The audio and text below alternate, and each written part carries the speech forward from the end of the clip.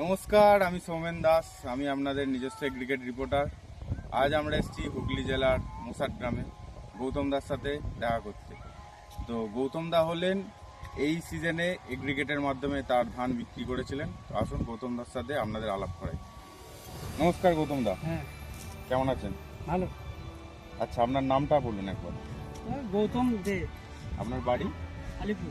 আচ্ছা, আপনি যে এই সিজনে এগ্রিগেটের মাধ্যমে ধান দিয়েছিলেন, তো তার অনুভূতি কেমন একটু যদি বলেন। ভালো ভালো, কেমন লাগলো? ভালো। কোনো কোনো দায়িত্ব নিতে হয়েছিল আপনাকে? না না না। আমাদের চ্যানেল পার্টনারই সব দায়িত্ব নিয়ে নিয়েছে, হ্যাঁ, তাই তো? হ্যাঁ। আচ্ছা, পেমেন্ট কত তাড়াতাড়ি পেয়েছিলেন? তাড়াতাড়ি একদম।